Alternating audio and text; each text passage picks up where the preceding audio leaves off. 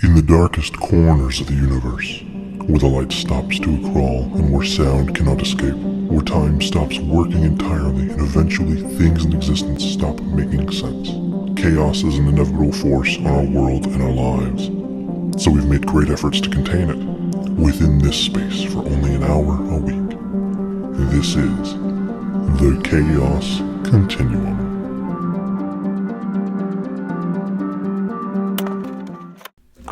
I've always been ready, Ben. I don't know if you're ready.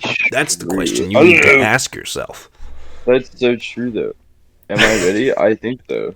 Yeah. All right, Ben. Then come on. What do you want from me? You want me to be like, hoorah! Be rich, be rich, be rich, be rich.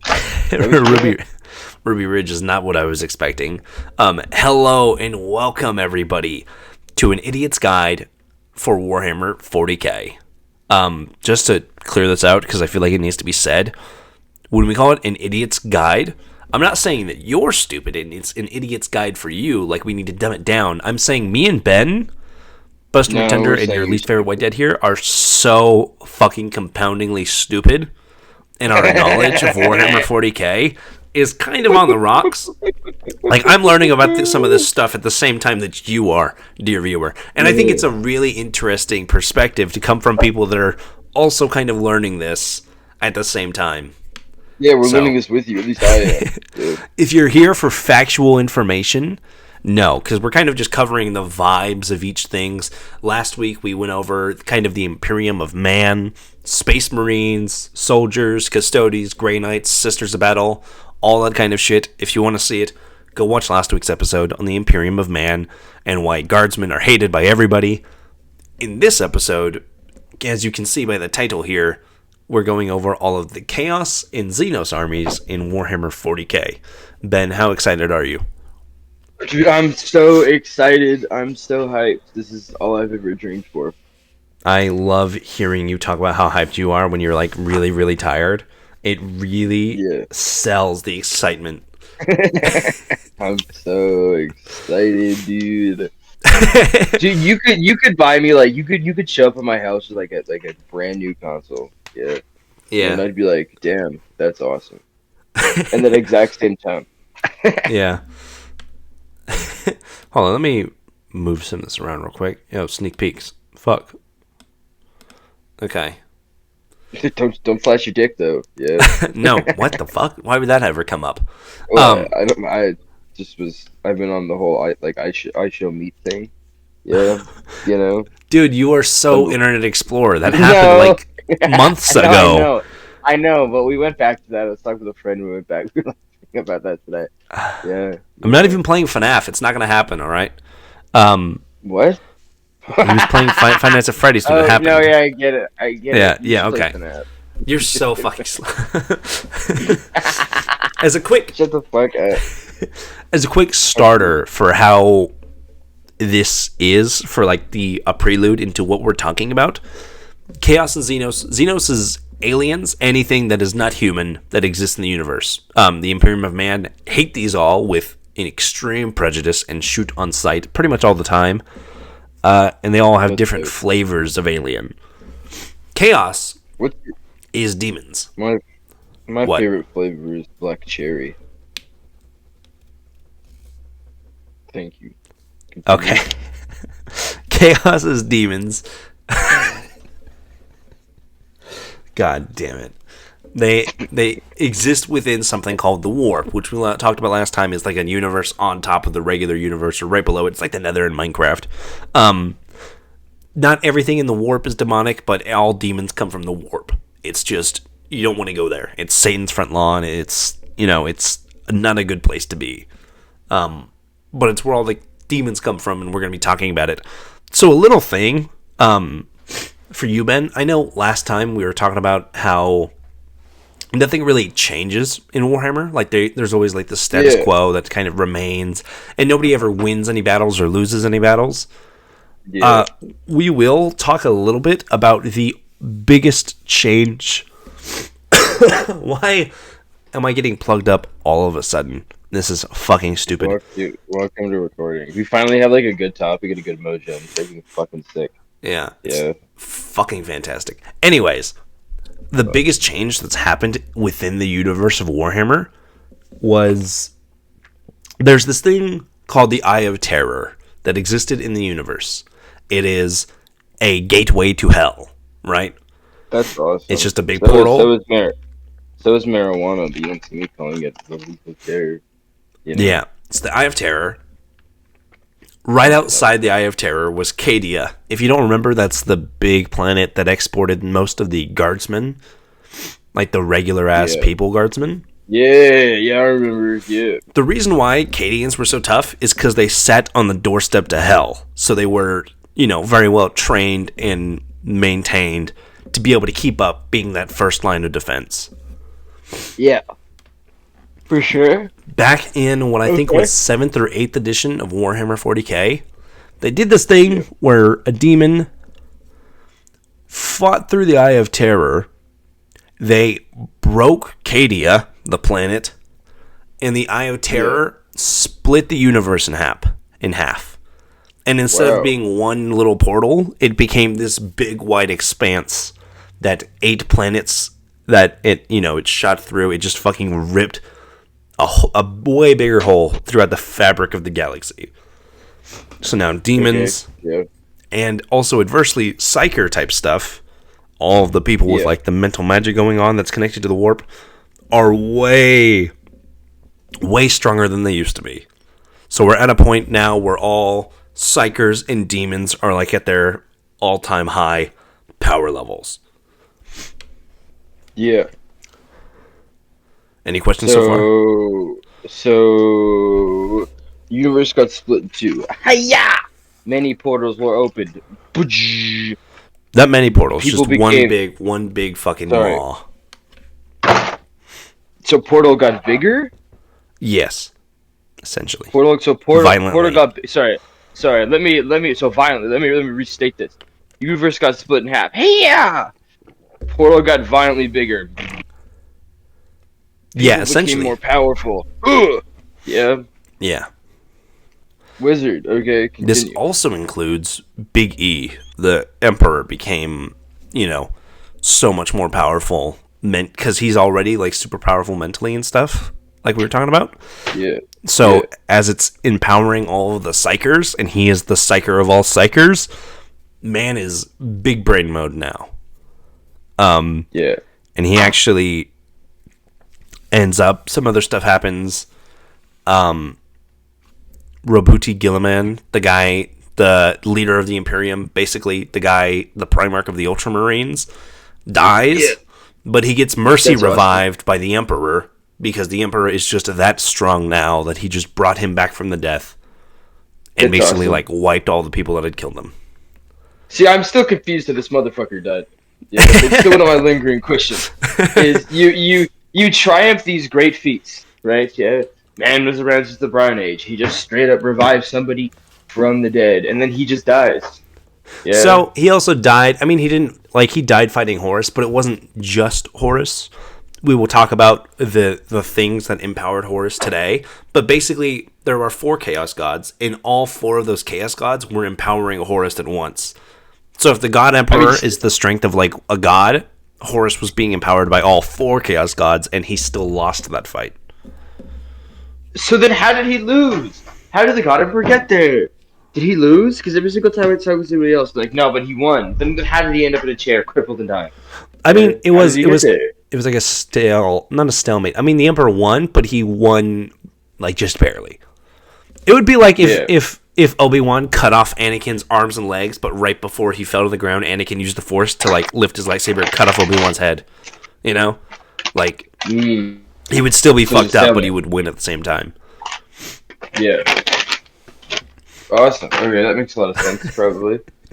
For now. Basically, the Emperor won, but he was mortally wounded in the process of winning. They almost killed each other. The Emperor won, but at what cost? Yeah, pretty much. And then we can get into this if we follow. That's the wrong keyboard. The next page of our wonderful presentation here. built by whoever our assistant is. I'm not sure. They're not on my payroll. We have the 4 big chaos demons. The 4 chaos gods and the demons that basically accompany them and embody them. Okay. So, going from the top left here on this board, we have Nurgle. Big stink. Man is the... he's like the plague guy, right? Yeah, he's like the demon of diseases. He is the god of disease and pestilence and death. Like and stagnation, and just he wants things to stay the same and rot away. I like the look of him. It's like a different approach. He's really fucking ugly. Yeah. I like him, right? Yeah. You know what I mean? Yeah. Just the worst. Mm-hmm. He's got the Death Guard, the Plague Marines, which I think look really cool. The way they're like split open and like their armor is fused to the flesh and they have like tentacles and all this bullshit sticking out. Yeah. But another thing about all of the Chaos Gods is that they all also embody different virtues. And Nurgle, you might think like how do you pray to a god that just makes you sick? Like I'm being fucking afflicted by Nurgle right now. He's right up in here trying to make sure I stay like this until the end of my days. But like, how does he get any praise or any, because like all the gods, the Chaos Gods, they are empowered by people like believing in them essentially. And you might think, how do you not believe in like a disease though? Yeah, it's not necessarily belief, but like people like praying to them, or like giving their mental energy to them. But Nurgle, his one virtue is love. I was gonna say, Nurgle loves his children so much. Yeah. Like, if Nurgle was your dad, you would come home and you would show him like a really shitty macaroni painting, and he would talk a big game about how fucking awesome it is, and he would show all his friends, and he'd be like, "Look what my kid made me. This is the best shit I've ever seen." And he would hype it up, and he would love the fuck out of you, and he would be the best parent, as well as giving you like super Ebola AIDS. Yeah, he's also making you like cripplingly sick. Yeah. But he sees it as like he's giving you his love in the form of death, essentially. Disease. Yeah. Yeah, death and disease. That's awesome. That's awesome. That's freaking awesome. Yeah. If we move down from Nurgle, we get to Slaanesh, which is big fuck. Slaanesh is kind of anything in excess. So like a lot of the followers of Slaanesh just participate in massive orgies, and like when they don't kill people necessarily. They torture them for as long as humanly possible before finally killing them, or them slowly like dying from that, right? Like they are the kind of like hang you by your ball sack and then skin you piece by piece by piece, and then heal you and then do it all over again, just for the fun of the game. So Slaanesh kind of embodies this thing of like excess and kind of overindulgence on stuff. Whether it's like you could be like having a big banquet and that's like counts as excess towards Slaanesh, right? Because you're like overindulging in all like loads of like food and shit. All right. And that's that's kind of Slaanesh's big thing. That's why it's like hard to avoid, because overindulgence is it's kind of like part of the human condition, I'd say. Well, a lot of these sound like they're part of the human condition. Yeah. Yeah.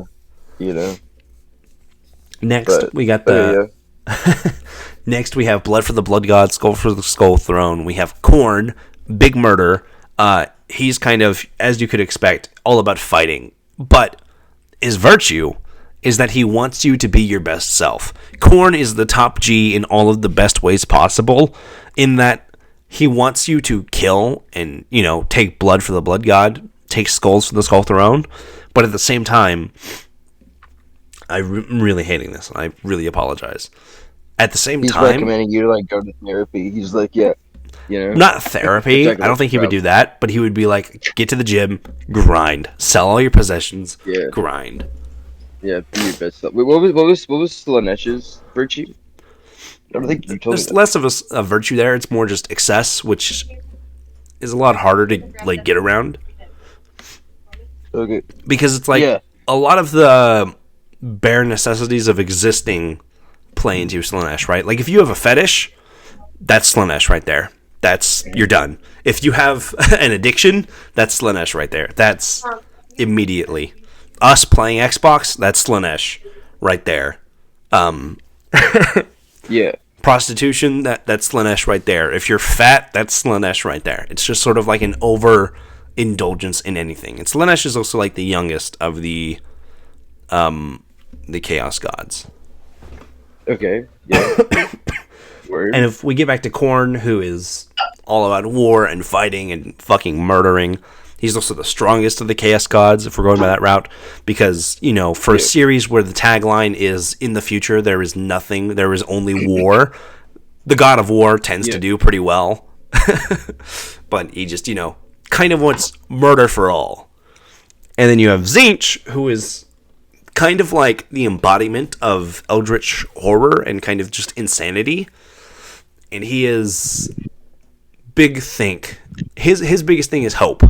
So like if you lay down at night and you dream of a better tomorrow, you're feeding into Tzeentch. If you're on the battle lines and you're like, if we just hold out long enough, maybe we can do it. You're playing into Tzeentch.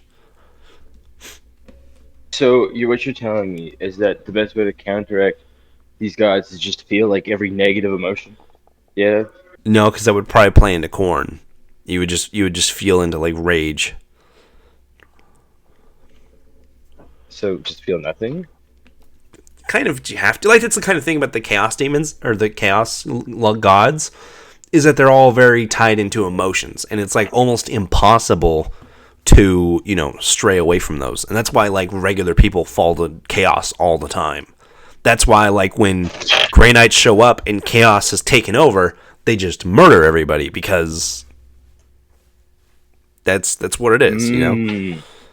Because regular people fall to this kind of stuff all the time because they have a dude come to them and be like, "Hey, if you just work out 5 times a week, you'll be strong enough to kill your boss. You don't have to put up with that anymore." And it's like, oh, that kind of sounds like a good idea. Like, hey, you know, or if it's like, hey, maybe, you know, when you go to bed tonight, you should just dream of a bedroom one. Yeah, you know what I mean? Yeah. Or you're like at McDonald's and it's like, just order an extra fry. You know you want one. Just do it. Just an extra large. Crazy. It's crazy how simple that is. Yeah. Yeah. That's why chaos is such a real threat for a lot of people like that. Because all it takes is one person, and then it just fucking sprouts like wildfire. I'm assuming it's like a slow thing. Yeah. It depends on the person, but yeah, it definitely can be. And then like, so wait, how does Nerdles work? Like, if I fall in love with somebody, am I just like screwed? Not necessarily falling in love with you, but like the devotion of his followers is that he loves his followers unconditionally, right? In a galaxy full of gods that either don't listen or literally murder you if they do happen to listen to you, Nurgle is the one god who will listen to you and kind of like appraise you for it. You know what I mean? So he's like the desperate people come to him. Yeah, exactly. You know. Okay. And Who's the oldest? Are we not done yet? Are we not done with all the gods? This is all 4 of them. I don't know which one of them is oldest, or if it's even mentioned. I just know that Slaanesh is the youngest. Because she was... they were brought into existence still pretty fucking old, like, before humanity, but, like, we know when they were born. And then... they're all from, like, the warp, then? Yeah, they all exist within the warp. And that's how they kind of get into people's minds, right? And that's why, like, being in the warp is so dangerous. Or being a psyker is dangerous, because if you're not mentally fortified in the right way, they can just sneak in there and fuck you up. And then, was Khorne always the most powerful, or, like... I would probably say yes, just because he's so... You know, everything's constantly on fire, so that tends to make him... But I mean, like... Oh, yeah, I guess, yeah, you're right. As far as timelines and stuff like that, but I couldn't. So do they ever fight each other? Oh yeah, all the time. All 4 of the Chaos Gods don't necessarily like each other. Like there's times when they'll get along. like, say, Nurgle and Khorne tend to get along because Nurgle likes death and Khorne likes killing people. So, perfect right there. Yeah. But if you look at Nurgle and Tzeentch, Tzeentch is all about change and constantly evolving. Nurgle hates evolution. He hates change whatsoever. So they kind of just hate each other. But for the most part, Chaos Demons and the Chaos Gods, they definitely don't like each other, but they're all definitely on the same side. So they all just like born from nothing, or was there like a chaos god above them at some point? Or, like, not that I know of. They've just they just are eternal. Because they also exist in Age of Sigmar, which is like the fantasy side of Warhammer. And if you take them as like one into the other, obviously they've been around for a very, very long time. But yeah, so we don't really know a whole lot about their origins, I don't think. Is it possible to like kill them? Or are they like gods? It's possible. There are other gods in the series that have been killed, and I think it would definitely be possible. It would be really, really hard, though. It's like asking, can you kill Doomguy? Like, it might be easier to imprison them forever, you know what I mean? I think so far all I've heard is that like a lot of the other gods like self-made gods. You know what I mean? Like the God Emperor is like a self-made god, where he like the Chaos gods. Like, you know what I mean, right? Yeah, the Chaos gods are more of like an ethereal, like just a subject of the universe. Truly in my definition of a god. Yeah. Yeah. You know what I mean? They're more metaphysical, and they're way more powerful. Yeah. So are they? So can the actual like forming Chaos gods? Can they only show up in the warp, or can they like actually like manifest or like appear like in the other parts? Yeah. Well, there's my first Google of the episode. Like, are they only able to enter through people's minds? Or are they like, you know what I mean? Right? So they cannot... you kind of get my question? They cannot manifest in the material world without a strong enough vessel. So, unless they have someone who is fucking mentally strong enough to handle a fucking Chaos God, they can't. Which is why they have their avatars and stuff, which is the closest they're going to get, but they can't physically just, cross over. What do you mean by avatars? There are some, say, a lot of the Primarchs for Space Marines that turned against the Emperor. A lot of them fell into devotion of one of the 4 Chaos Gods and turned into, kind of like their avatar, and they became known as, the Demon Primarchs because they're mutated and changed to kind of represent their demonic bonds. So, when they're in the warp, where do they're the Primarchs, where do they go when they're done? You remember we talked last time, the Salamanders get to go home? Is there, cities, in the warp? Yeah? Or... I'm curious to know if let's say Nurgle, if, when you, show me a picture of Nurgle, is that, actually how he looks, or is that how people have described him? Yeah. Yeah. You know what I mean? I feel like I'm going to do a lot of Googling this time, because my knowledge of demons and stuff is not as... See, this is what we mean when we say it's an idiot's guide. We're learning this at the same time as you are.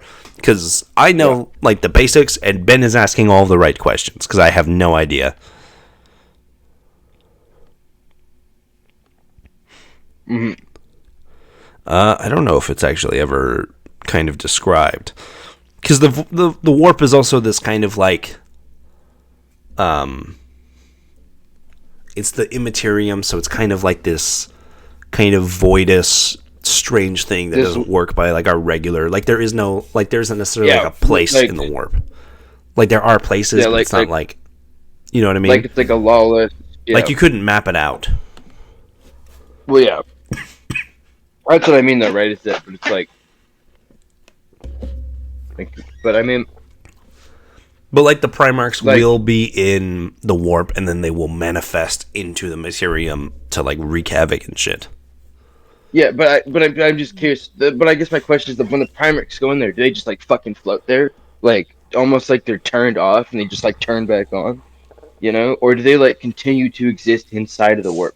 Because isn't there that one Grey Knight that's in the warp fighting demons, which then means that there's a Yeah. place that you can go to fight things, right? Well, Yeah, yeah, there's definitely you know places. what I I mean. assume that yes, they probably have some sort of like Angeron, who is one of the demon primarchs for Khorne, probably just enters Khorne's corner of the warp, which is probably just nothing but blood and dead bodies. And that's what because I imagine that like the demons have like a better like guided system, right? Yeah, you know. Yeah. I don't know because I guess yeah, that was my question of like, do they just like shut off and float around the warp, then just like get sent out in the minute they hit like the material world? They're like, ooh, you know. That's a really good question. It's one I actually don't Or do know they, because like to me the warp is like an entire amorphous thing that doesn't play by like our understanding of physics Well, yeah, or geography. that's what I mean. But when I'm looking at it, like that it's like you got to play Because by, most of like, the time, as far as I know, right? all of like say like the demon primarchs and demons are just they can be like defeated and they return to the warp, and then after a certain amount of time, they come back out of the warp and they just get right back to it and just start fighting again. So what you're telling me, like, so okay, so let's say that I am devoting myself to Nurgle and he infects me. Yeah, Yeah. am I still me, or have I been replaced by like a demon or something?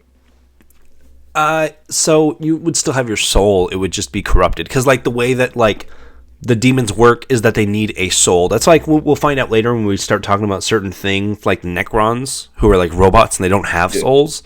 They kind of are like just a void when it comes to the warp because they don't technically exist. You know, like like or like the Tyranids. Even though they're living, they're all a hive mind. So it's not they can't take over. There's so like you. Like singular You need Tyranids. a soul in order. You need a soul in order to be corruptible. But I guess my more question is though, like, am I still the same person except now I'm like driven by this other thing? You know what I mean, right? Like I'm like warped. My body. Yeah, like you're definitely warped. You know like what I say mean? like a lot of the demon primarchs, they are still like themselves in a way, but they are very much forever changed. Yeah, that was my question. Or that if I just like me as a person and my soul is so corrupted, it's just replaced. Yeah. Yeah, no, it would definitely be there would be some remnant of you. I don't know how much of it would be you, but you would definitely like be under there. And is there like a canonical like afterlife? I mean, like demons and stuff when they die, they just go back to it. As far as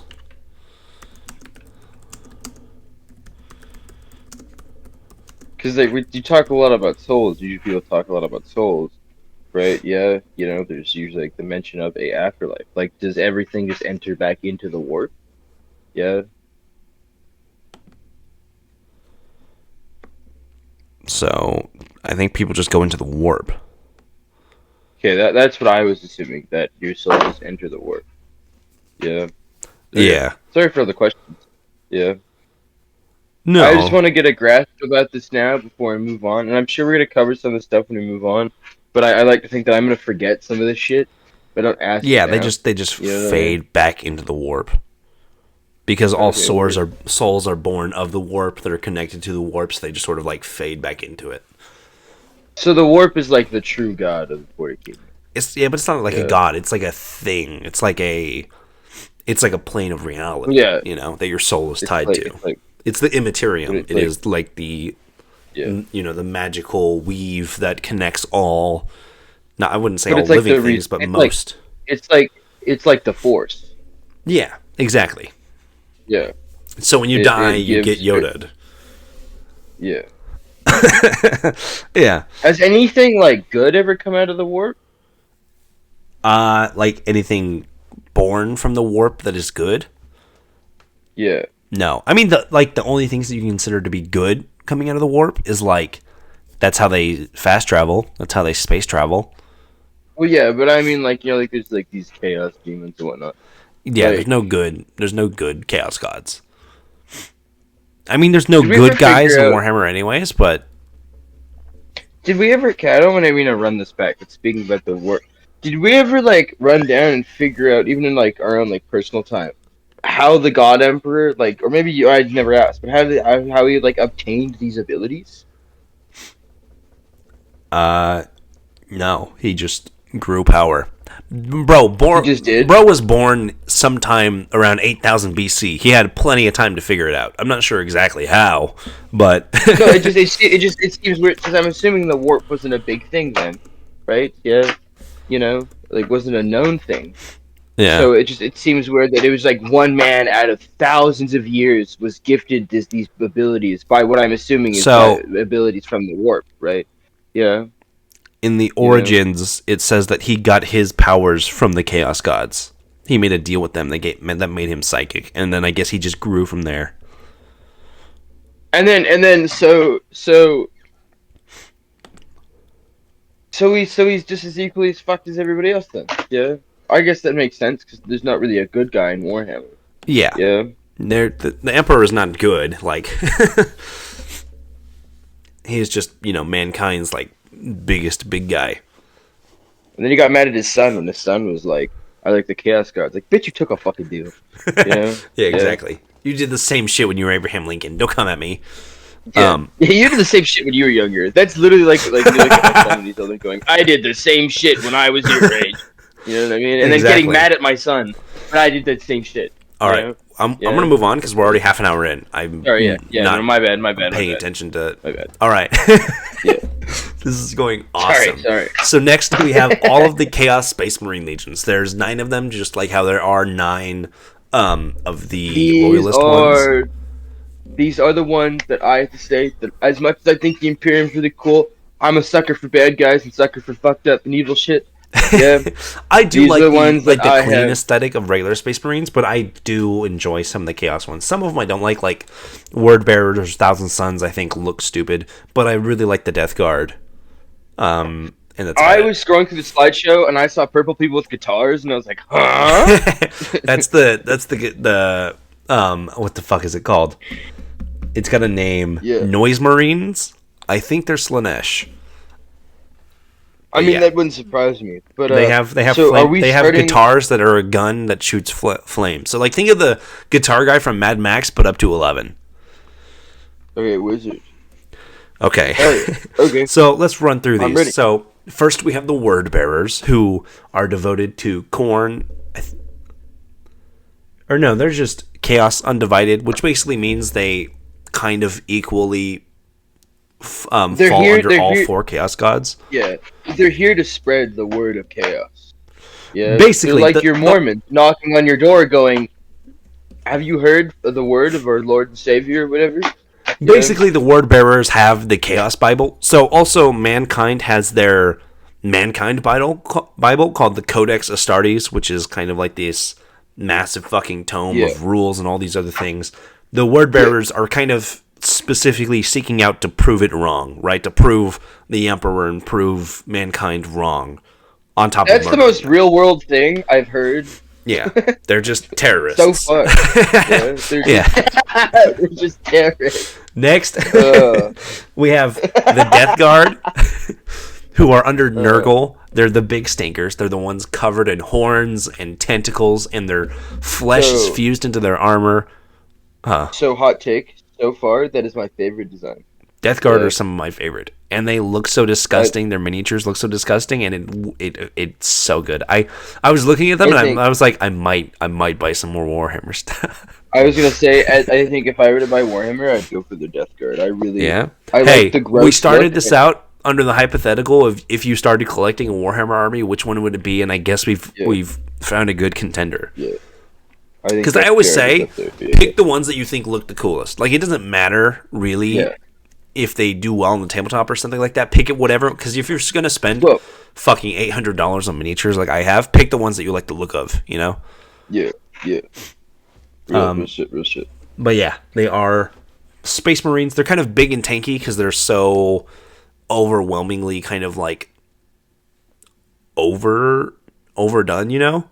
Like, they have all these extra arms and appendages and shit like that attached to them that they just sort of turn into these big blobs. But it just makes sense, right? Yeah, oh, yeah, definitely. It's like even the Word Bearers. Like, I look at this picture and I'm like, that's somebody that I think would try to convince me that my Bible isn't real and then smash my skull in with their hand. Yeah. But I disagree. You know what I mean? Like, it's definitely the vibe that I get. Yeah. Yeah. Uh, yeah, they are kind of what they do. And then after that, we have the Black Legion, who used to be the Sons of Horus. This was the Legion that This is what you're telling me about. followed Horus. Yeah. After Horus died, they used to be kind of like a greenish color, and they changed it to black for mourning because Horus died. And then they also did do the Chaos Undivided thing. They kind of pray to all 4 Chaos gods. They have a new Chaos Demon who kind of acts like their Primarch. And then they are evil Space Marines. That's kind of it. They're just the most basic Chaos Marines. Are they out for vengeance for Horus? Is that what they're Oh yeah, for sure. Yeah, they just want to. Is their main all of the Chaos Space Marines? Pretty much all of their main goals is just to destroy humanity. But is it just for shits and giggles, or is there out of revenge? For Black Legion, it's out of revenge. Yeah. They're all their motivations. The end goal is destroy humanity. They're all for different reasons. Word bearers want to prove them wrong. Death Guard want to make them all stinky. Black Legion just want to get revenge. After that, we have the Thousand Sons who worship Tzeentch. They're all Egypt. They have this weird Egyptian flavoring to them because Tzeentch also has this kind of raw look to some of his avatars and stuff. Well, and they're all big sorcerers. Even look at the photo that I've seen, he has this very much Egyptian deity kind of look to him. So the way they look doesn't surprise me. I quite like the design. Yeah. They look cool. They would be annoying to paint because they have so many little grooves. But yeah. So what's their motivation for ending humanity? I think they just want to. Oh. I don't know if they have I don't know if they have a flavor. I just know they're big on magic. Hold on. Let me...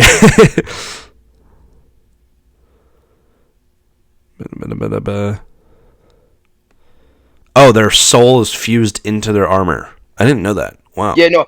Actually, you know what's funny? I knew that because I remember I watched a short about that. Yeah. Yeah. Yeah. So they're all psychers. So they're all big sorcerers and stuff. They're all wizard boys. Yeah.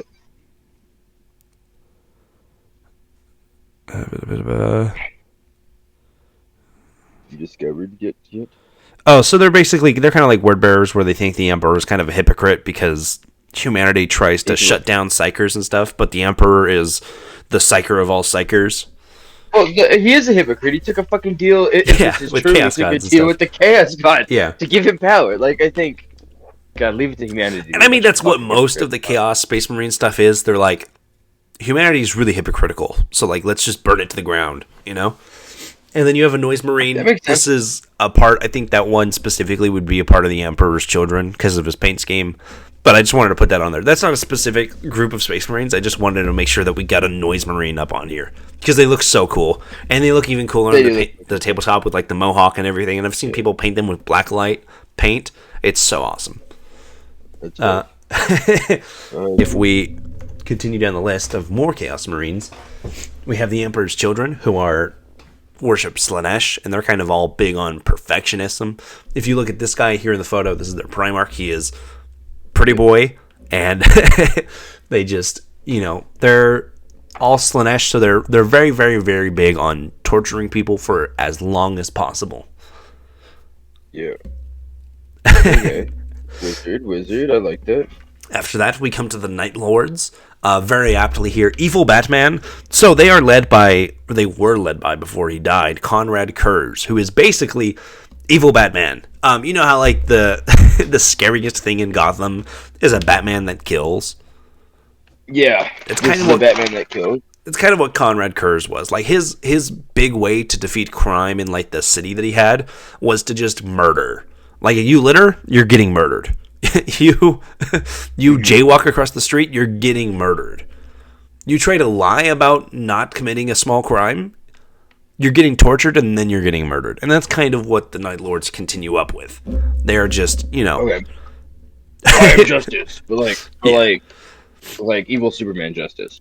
Yeah, exactly. Think, Mark. Yeah, exactly. After that, we have Iron Warriors. They are also Chaos Undivided. So were the Night Lords. I didn't mention that, but Iron Warriors, Chaos Undivided. They're very big on crafting things. They are kind of they have a lot of beef with the Imperial Fists because their Primarch was Perturabo, who was basically a really good craftsman. Obviously, Craftmasters, that's kind of where it plays into. And they had this beef going on forever, so there's still this kind of eternal beef between Iron Warriors and Imperial Fists on which one is better and whatnot. And it's just... they're kind of just more like kind of evil Space Marines, just because bad. Okay. Next after them, we have the World Eaters, who worship Khorne, big mad, and as you could guess by the name... Yep. They devour worlds. Yeah. That's awesome. They fuck up worlds. That's kind of like their whole thing. They just come in, fuck shit up, attack, assault, maim, all that fun stuff, and move on. Just one after the other after the other. And lastly, I fuck with it. But definitely not least, we come to the Alpha Legion, who is the only legion to have 2 Primarchs. Okay.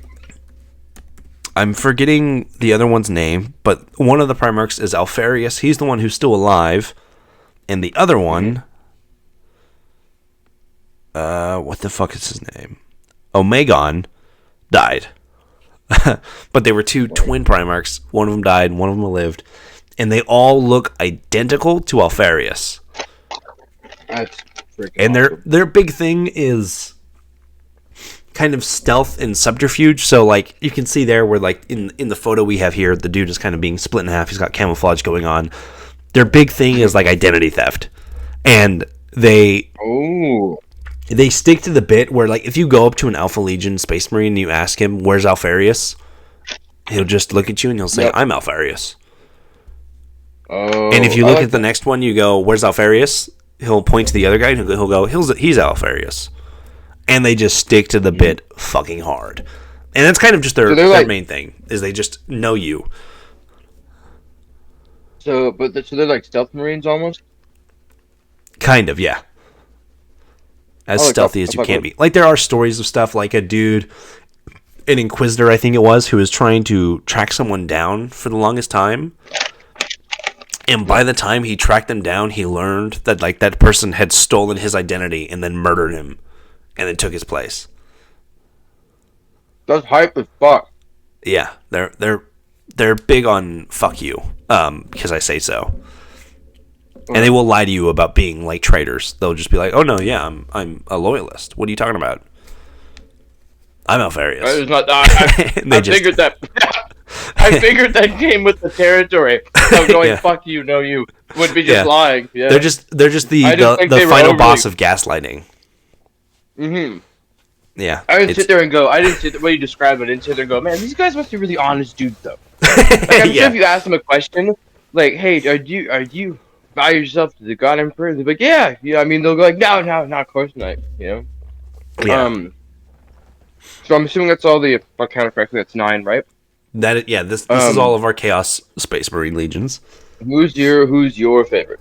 Plague Marines. I think they just have the coolest aesthetic.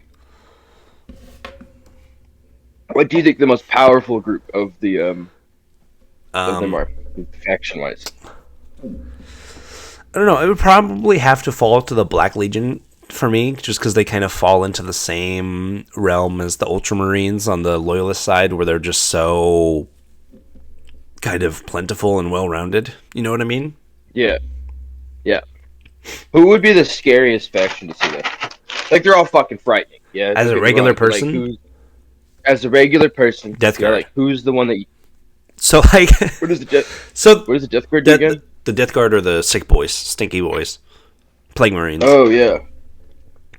So think of it this way. If the Death Guard showed up, you're just a regular guardsman. You're sitting in the barracks, you're like cleaning your gun, you're hanging out with all your friends. Mm-hmm. You look up and one of the other guardsmen in the room with you starts coughing. You look down, you have a bloody nose. You look over at someone else, he's growing boils on his skin. And then you look down and there's a rash rapidly spreading throughout you. Okay. The Death Guard have not even entered the room yet. And you have already fallen ill with every form of Ebola under the sun. So are they able? So do they just radiate disease? Then is that how that works? Yes. They are just sickness incarnate, and they spread it simply by being close enough to you. And by the time the door opens, all of you and your fellow guardsmen will be dead on the floor, vomiting out your own blood before they even open the door and start firing upon the corpses. So do the same rules apply then for Space Marines? Kind of. Space Marines are immune to most diseases, so it has to be more targeted when it comes to them. So, like, in what kind of way, though? Like it has to be a specific disease meant for this specific Space Marine, basically. What kind of weapons do they use? The Death Guard? Yeah. So they kind of make their own ammunition. They have this specific disease that afflicts them where their body fuses with their weapons and their armor, and they kind of have this ability to make weapons not on the fly, but kind of just like form weapons out of flesh and bone and shit. So they kind of like mutate. Yeah. That's why they all have like extra arms or tentacles and horns and stuff all over the place. Okay. But yeah. Who's your least favorite? Oh, of the Chaos Space Marines? Probably the Black Legion. I think they're just... No. I think the Night Lords. I think the Night Lords are a little too edgy for me. Like Conrad Kurtz's whole thing. We're not talking about it today. Maybe in the future we will go further in on all the Primarchs and stuff. But Kurz is just... I don't vibe with it. It gets very like Batman Who Laughs edgy, if you know what I mean. Yeah. Well, plus, Conrad Kurz got beef with Vulcan, so fuck you, bitches. See, some of these don't feel like Chaos Space Marines. They're just like evil Space Marines. Yeah, right. Like I think some of them definitely feel like Chaos, but like when we talk like the Builder guys, right? Yeah, and I look at them and I'm like, you just look like rogue Space Marines. You know what I mean? And that's essentially what they become, because not all of them kind of give into Chaos. Like they kind of accept Chaos, like they accept that they're on the same side as Chaos, but they don't give into Chaos as much as, say, like the Plague Marines or the World Eaters. You know what I mean? So that's why like some of them look really wildly mutated and kind of demonic in some ways, and other ones are just kind of fucked up Space Marines that work on the same side as Chaos does. So you see them with like fighting alongside demons, but they won't give their bodies up to demons, essentially. And I'm assuming most of those ones are the ones that like don't choose a side. Yeah. Yeah, those are like the Chaos Undivided type ones. Which one, if you had to choose, which one would you pick to follow? Oh, of the Chaos Gods? Yeah. It's probably Nurgle, because I feel like I wouldn't. He's the only one that would actually like me. Yeah, I was gonna say at least he loves me. You know what I mean? So also, Nurgle loves his followers enough that he makes you not feel the pain that he inflicts upon you. See? Oh shit! Yeah, fuck that.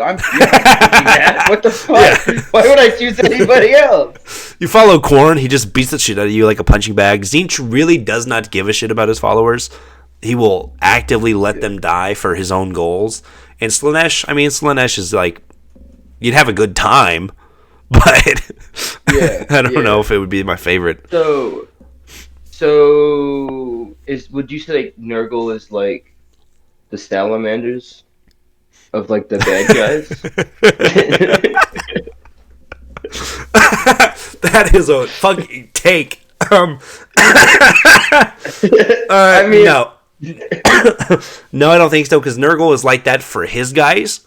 He's not going to be like that for any of the rest of Chaos, really. I mean, but I don't look at the Chaos guys as like particularly. It's like a weird alliance. I guess you could, you know but what I mean? I also don't think Nurgle's dropping on a grenade for you. Yeah, but he sends somebody else to drop. Because he also likes death. Yeah, but like, you know what? I'd much rather. But at least so he'll be happy and proud for you. But if he sees the grenade drop, he'll be like, "You jump on it."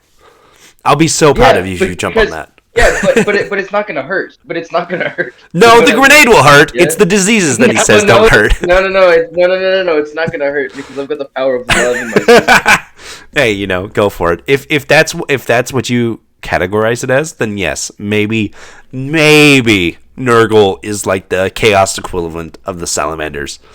Maybe you gotta really stretch it though. Could you picture it? Some fucking guard gets broken up with his wife. He's like, "Fuck this shit. I'm gonna go pray to the. I'm gonna go feel love from a chaos god. If you won't love me, Nurgle will." Yeah. No, he goes to sleep that night, and he'll have whispers in his dream saying, "You know who will never break up with you? Me. Yeah. I'll never leave you." Nurgle is like a toxic Tinder date, and he gives you just as many diseases. Okay. So with that though, like, is it just Space Marines that get infected like that, or can it like regular Joe Schmo? There's just regular people too that also fall into its service and are super infected. He's got these little demons as well called Nurglings that are they're like tiny little yeah. Send out the Nurglings. Tiny little dudes. Yeah. They're born of like cysts and stuff, and like they literally fall out of the folds of Nurgle's fat. And other like plague demons and stuff like that. Yeah. But yeah. Who do you think the most painful? Slaanesh. Slaanesh? Why is that? Because Slaanesh's whole thing is to make it last as long as possible. So you just be in pain forever? Yeah, basically. Versus like Khorne wants it done quickly, and Tzeentch, Tzeentch you can't really tell. Nextly, we have the Demon Knights, or Chaos Knights, which are knights, but they're bad. And that's... Wow, that's awesome. That's How long have we been recording for? We're going at 50 minutes now. Oh, wow. Yeah, we're about halfway through. There's a lot of chaos. Kid, I just have a few more questions with the chaos stuff. Because I do a lot of nitpicky shit. So if Space Marines are very like voided, you haven't played Hollow Knight, so I'm not gonna make that reference. Yeah. Okay. But like I'll explain it. One of the themes in Hollow Knight is that like you're supposed to as the knight you're supposed to feel hollow because the big enemy like feeds on dreams. Yeah. Right. Okay. So it's like the perfect like opposition to the Chaos Gods, just to be hollow. Kind of like Space Marines spend most of their time just like meditating. They just sort of or they're like so well regimented that they don't have time to think about falling to chaos. But like, what do you think the most easily seduced like good Space Marine faction is? Like, which of the Space Marine legions would fall to chaos easiest? Yeah. Probably the Iron Hands, or it's really hard to say because all the loyalist Space Marines are loyalist because they are so defiant of chaos. Like, there's a good chance that... defiant. Yeah. Like, you could be... Like, they could be infected, like a single Marine or something, too. Like, it would be really, really hard for an entire legion to fall. No. I'm not saying an entire legion. I'm not talking about legions. Like, I'm single talking Marines? about, like, which single Marine, like, from, like, what specific legion? Yeah? I would say probably, like, the Iron Hands or the Space Wolves, just because they get the most, like, aggressive. You know what I mean? And I think that would be a good gateway to Khorne. Do you think which chaos group do you think is the most easily seducible? Khorne. Yeah. Just because everyone's fighting all the time. Or probably maybe like Slaanesh, because you kind of fall into it without knowing, because you're just like existing. It's also a big problem with the Imperium is that they kind of don't treat chaos like it's existing. Like, most regular people don't know anything about chaos. They don't even know that demons exist. And that's why they fall to it, because they don't even know to avoid it, right? Because that was the whole Horus thing, right? Yeah. And it's still something that they practice in the 41st millennium. Well, that just seems smart, Yeah, right. Because they believe, like, if you told everyone that chaos gods were real and everything like that like millions and billions of people would turn overnight, because they would be like, "There's a way out." But like, yeah, but they're like very, very stuck on their beliefs. So just like, just act like it doesn't exist and it can't happen. but it still happens anyways. Yep. But yeah, that's all of our Chaos Marines. Chaos Knights, they're knights, but they're evil. They're bad. Knights, but bad. Okay. Next, we're going to go into our first group of Xenos, starting with the Tyranids, who are big bugs. They eat shit, and that's kind of they work on a hive mind. So like you can't Chaos can't infect a single Tyranid or anything like that because they're all one interconnected being. I forget what the actual name of the hive mind is. It might just be the hive mind, but it's like it is such a powerful mind that you can't take over. If you can't take over the Tyranids without taking over the hive mind, and the hive mind, the entire big entity, is so fucking vast and big that they can't even hope to try. Okay. And Tyranids, their whole thing is that they evolve and they just consume biomass. It doesn't matter if it's dead, if it's rotting, if it's, what kind. It could be water, it could be flesh, it could be trees, it could be anything. As long as it's living, they take it. They're the ultimate kind of like force of nature. Yeah. They're like super, they evolve millennia in seconds, They just... Yeah. They started off as knockoffs of the Xenomorph, and they've kind of evolved into their own thing of being like this swarm of bugs, almost. Like a big thing. So I think there's like I have some of the Termagants here. One thing about Tyranids versus all the others, like Warhammer miniatures and stuff you'll find, is that Tyranids have a lot of duplicates, because they have so many of these little tiny units and stuff, like because they're very horde based, like kind of overwhelmed by numbers based, that where a lot of the times with Warhammer you want each and every unit to be a little bit unique, right? Because it's like its own specific person. Tyranids, there's just so fucking many of them that they're supposed to kind of get lost in the crowd. Yeah. Well, they're all hive mind, right? They're not built to be unique. Plus, they don't stop. They just go and go and go and go and go. Because their whole goal is just to kind of kill and reproduce. So as long as there is stuff for them to kill and eat, they will keep going. Then they will eat their own dead in order to consume more biomass. Do you know what's crazy, though? Like, as we talk about this, as we go into more depth with this, we talk about the chaos and the Tyranids and stuff like that. I sit there and maybe this is just me, but I'm like, man, maybe the human factions aren't as powerful. You know what I mean? Yeah. Right?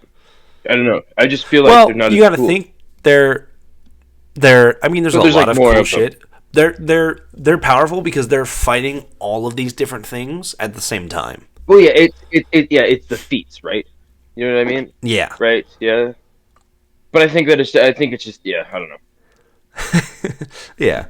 But that's basically they're not as cool. They have guns that shoot living ammunition.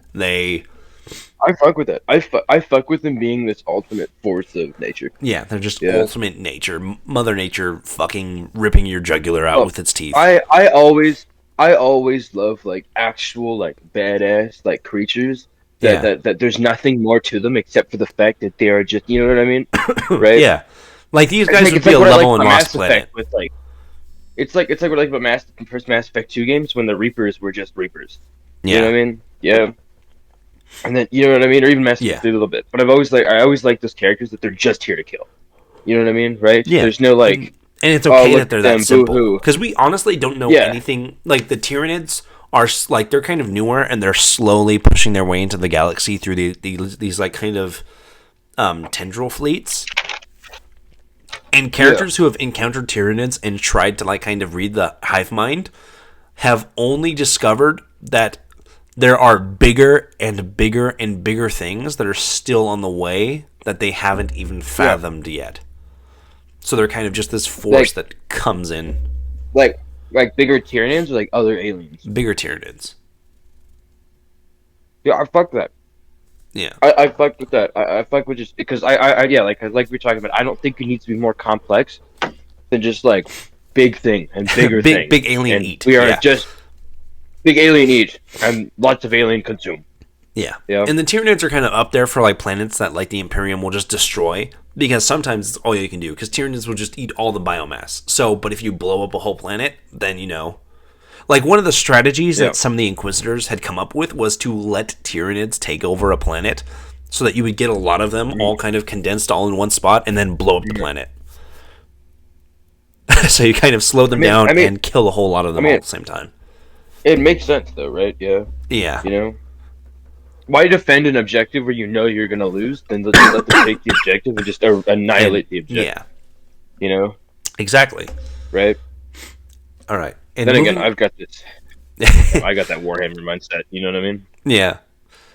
And now moving on to what is technically one of the oldest and also the newest faction to 40k, we have the League of Votann, who are space dwarves. They used to be known as squats, and then now the League of Votann is like its own whole race of species and stuff like that. And they kind of got a little bit of a rework and a recast.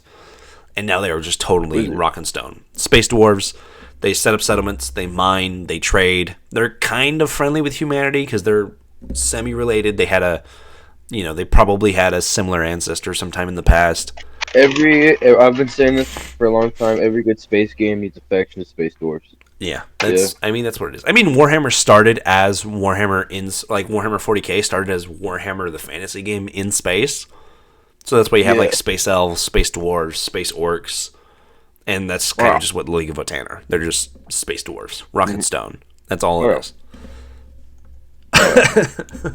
Next, we have the Tau, who are semi-new, and they're kind of also a little bit close to what you would consider good guys in 40k, and a lot of people don't like them for that.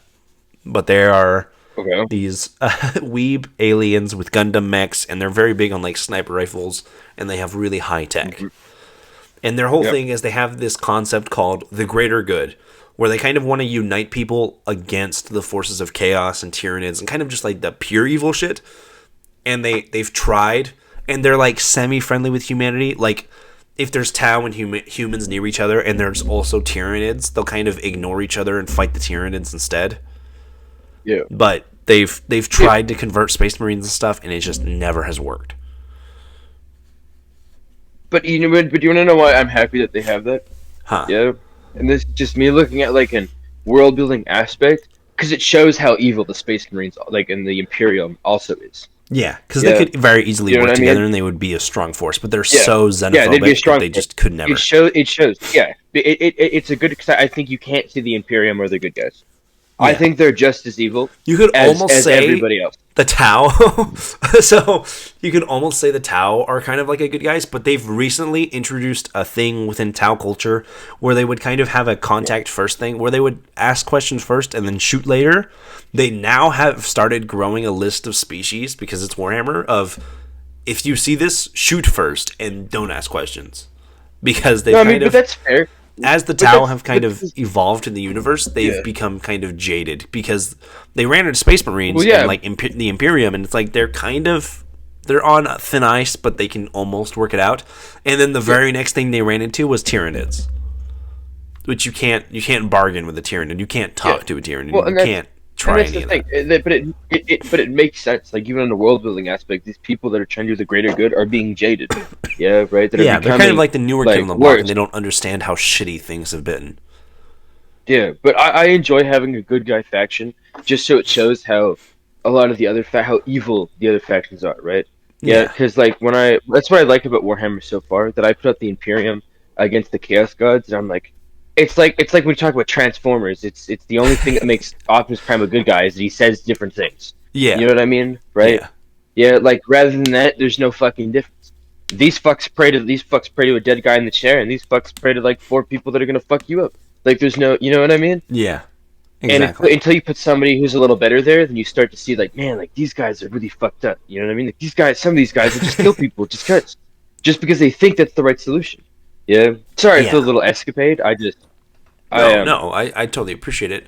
I mean, I like the Tau. I like their aesthetic a lot. Like, I like the kind of Gundam suits, and I like the design of their armor.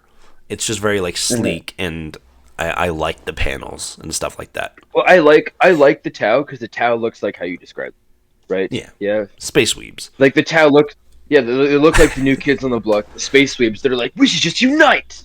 You know what I mean? And then they just get murdered by everyone. They kind of look like the aliens from Invincible, like the time dilated ones. Yeah, yeah. Which is probably what the Tau might have inspired that. I'm not sure. But yeah, these guys are definitely the ones that would say like, "Come on, guys, let's unite together," and then they would just hear, Earth isn't your planet to conquer, and they just get fucked up because they weren't prepared for it. And then a big blue robot would turn around with a bolt gun, and just like it fucking like just mowed down. You know how much I would enjoy a Space Marine taking off their helmet and it's just J.K. Simmons.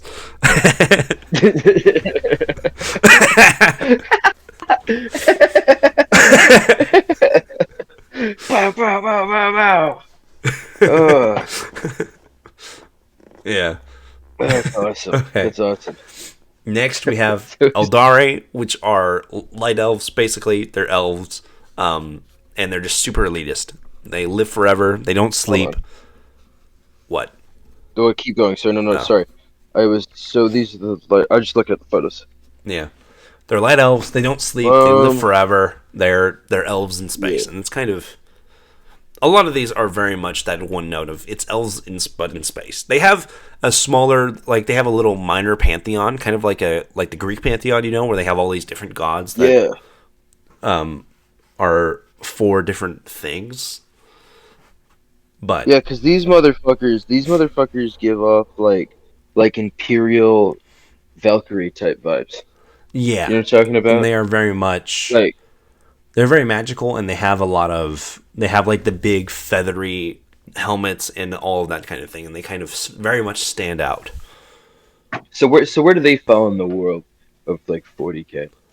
They kind of are in that same sphere of the Tau, where they're kind of like in their own corner, and they live on, I think they're called craft worlds, and there's only I think there's only like 10 of them or something.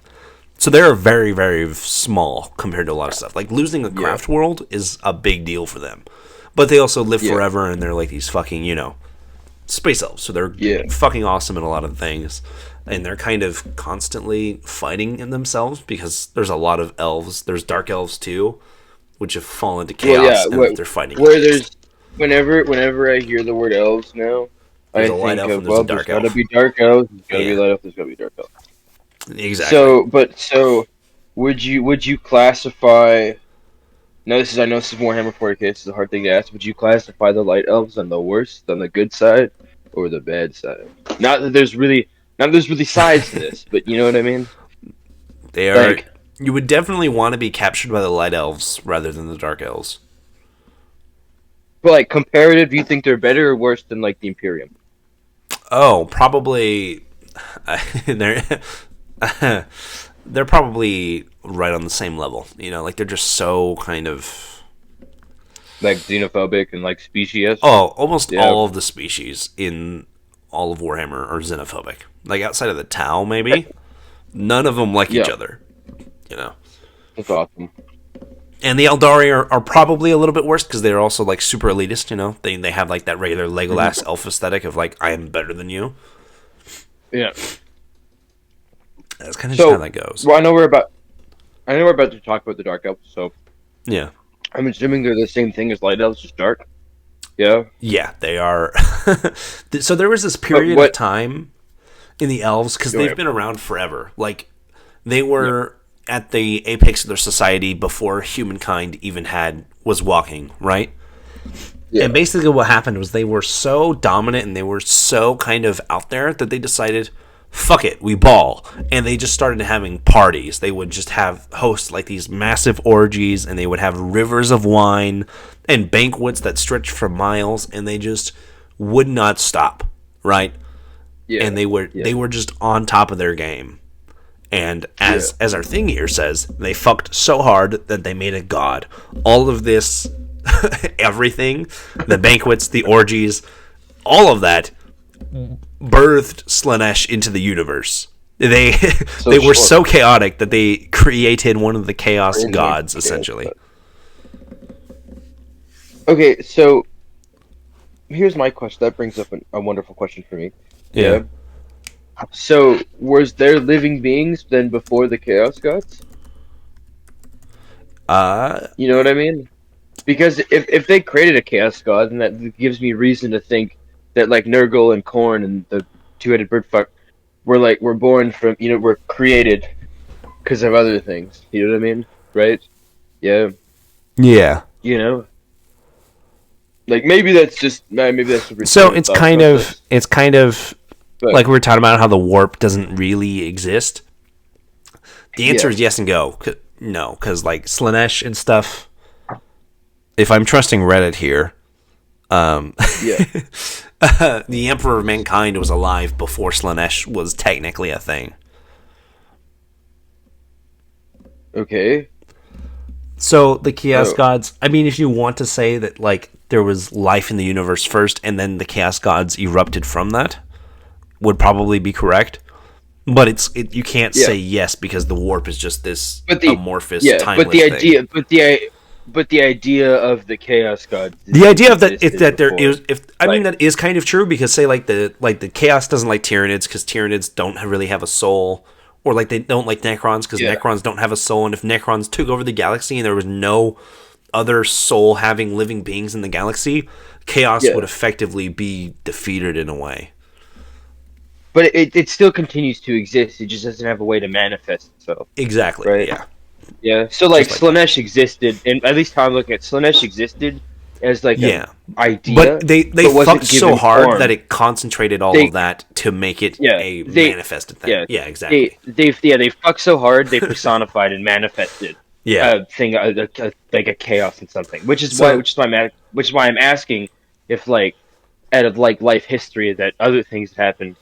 Like whether they fought so hard that they manifested and personified the things that created Khorne and stuff like that. Other creations of the other gods, I don't know if they ever really are explained. We know the Eldar specifically brought apart about Slaanesh, but the other ones are not really.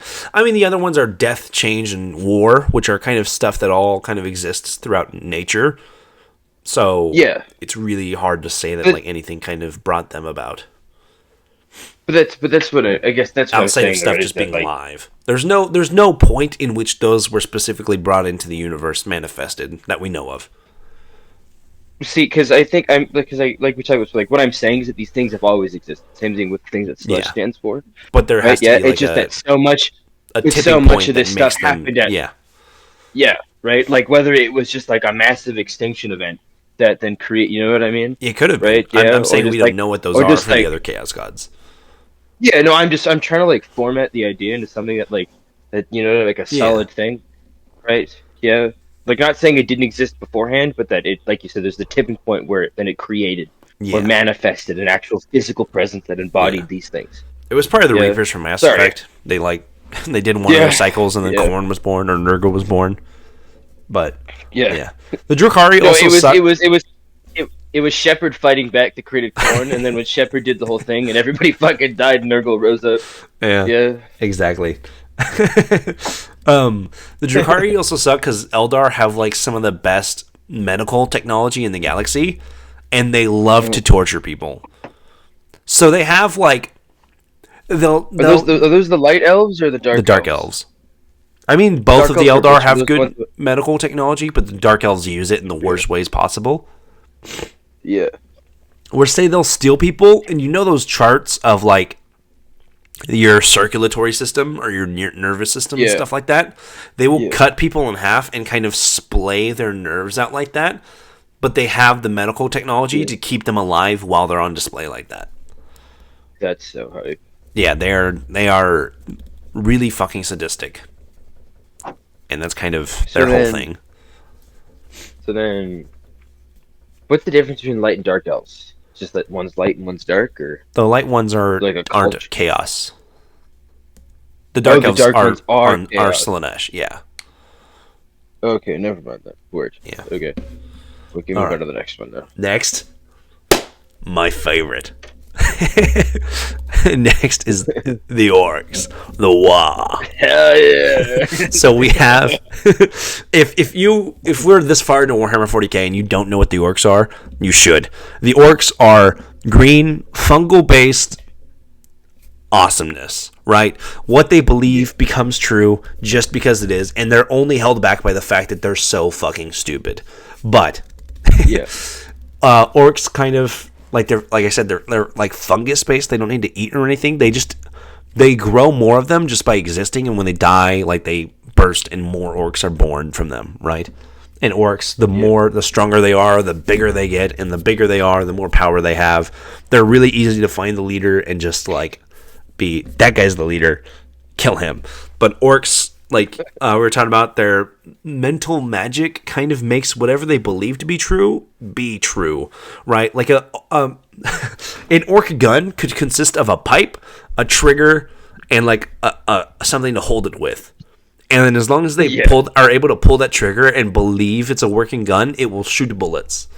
Even if it's not functionally possible, even if there's no breach, even if there's no, gunpowder in it, it will still fire because we were talking about this. This is a famous Warhammer story of some guardsmen that were being held down, attacked by orcs. They ran out of ammo and they had nothing to shoot the orcs with until one guy went like this, took his hands just like this, pointed it over cover, and just started going bang, bang, bang, bang, bang, bang, bang, bang, bang, bang, bang, bang, and the orcs started falling down dead, straight up dead, because they thought they were getting shot at. And the guys held out for hours with finger guns, going bang, bang, bang, bang, bang, bang, bang, bang, until eventually the only reason they were stopped with this immortal infinite gun ammo glitch was they were shooting at some orcs that were all kind of huddled together and running towards them, and the orcs weren't dying, and they were confused. They were like, I'm going bang, I'm saying bang, bang, bang, bang, bang, until the orcs started getting closer and closer, and eventually they got close enough that they could hear the orcs, and they could hear that the orcs were all chanting the same thing. These orcs huddled up, running up to these guys with finger guns, were all one in on each other and just saying to themselves, I'm a tank, I'm a tank, I'm a tank, I'm a tank, I'm a tank, I'm a tank, I'm a tank, I'm a tank.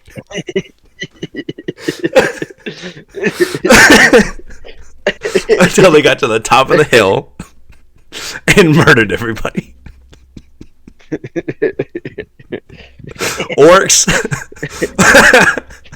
Orcs are our Lego multiverses that we played with as kids personified. They are so fucking perfect. Orcs could have a car, 4 wheels, a driver's seat, a steering wheel, and they could be like, I need to get into the air. They'll slap a propeller onto the front of the car and be, that's a plane, and the car will take off into the air. Orcs are fantastic.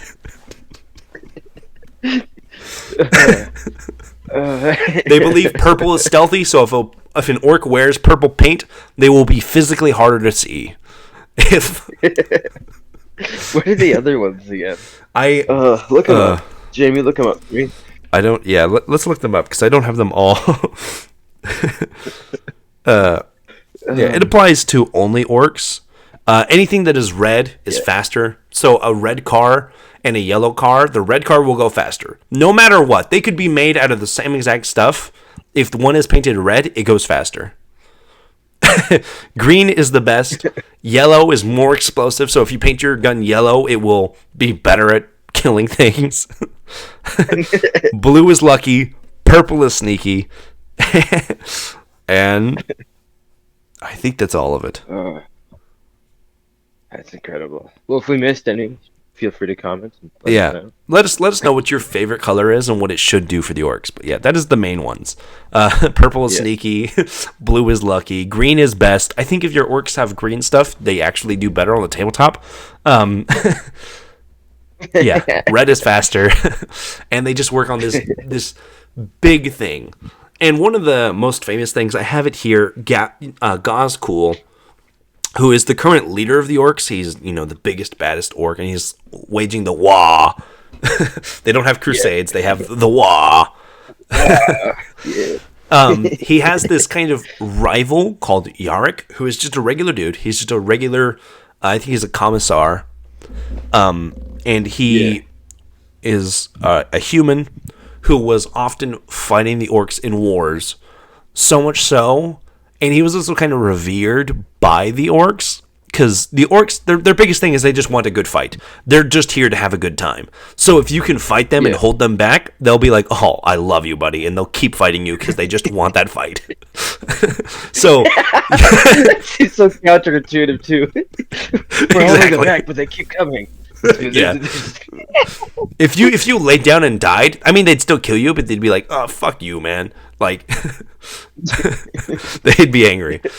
But there was this guy Yarrick who was so good at holding them back that the orcs kind of revered him, and their magic started to apply to him. There was one battle where Yarrick gets his arm blown off, so he picked up an orc arm, slapped it on his own, and it started working for him because the orcs revered him so much. There's one time Yarrick gets captured by Gazgul, who is, king of the fucking orcs. And instead of murdering his rival, Gazgul was like, go home. Go home. Get some rest. I want to fight you again. Get out of here. Run, you scarab. I'll see you next time. We'll see you on Sunday, right? Like, and I think it was said in the most recent thing, in one of the most recent books or something, Yarrick was killed. He was, I think it might have been Chaos. Let me look that up. Let me double check this so I don't get it wrong. I think they had a little space funeral for him. I think they were like 10. No, but hold on. I think all that came back of him was a skull that they said looked like him. Yeah. He died against Angron, which is one of the demons. And when Gazgul and the other orcs learned that Yarrick had died to the demons, Gazgul announced personally that he's starting a war against demonkind to avenge his battle buddy. It's oddly wholesome. You know what I mean? They're just here for a good time. They really do not care. They want a good fight, and when that good fight comes, they hold on to it. When they lose it, it's like, it's like, this like kind of brings you back to, but in a much like not cooler way. Remember Strong from Fallout 4? Yeah. Like, it's kind of, you know what I mean? Yeah, a little bit. But like orcs are also, it's Warhammer, so it's up to the nth degree, right? Like, yeah. But I think it's oddly wholesome. Yeah. You know what I mean? Yeah. Yeah. Just the fact that they caught him, they got him, and they're like, "Go home. We'll see you next time." Just let him go. Like, yeah. Just the fact that he died and he heard about this, and the orcs just declared war. Yeah. They're like, "No!" And they just like wage war against the guys who killed them. They wage war on demon. Yeah. So, do you think they'd ever fully take over, like fully kill a population, or would they let them live so they can keep fighting? No, they will kill them all because like obviously their thing is like they love the fight, but they're not going to cater a fight. If you lose, you lose, and that's it. No, the only person they've ever like, let lose was Yarrick, and they've just let him go. But I mean, like let's say that like a group like a civilization puts up such a good fight, right? Yeah, they will just keep fighting. They're not going to hold off and then come back later. They're just going to keep fighting until it's done. I guess, yeah. I don't know. And that's kind of like a funny thing of like the universe splitting in half, and it kind of fucking with everything. Is that now orcs are starting to like fall into this void and pop up literally anywhere. They jump through the void, and it just takes them to the good fight. Yeah, it just takes them to a good fight. So they will just start popping up, fighting whoever the fuck they happen to run into because they're just here for it.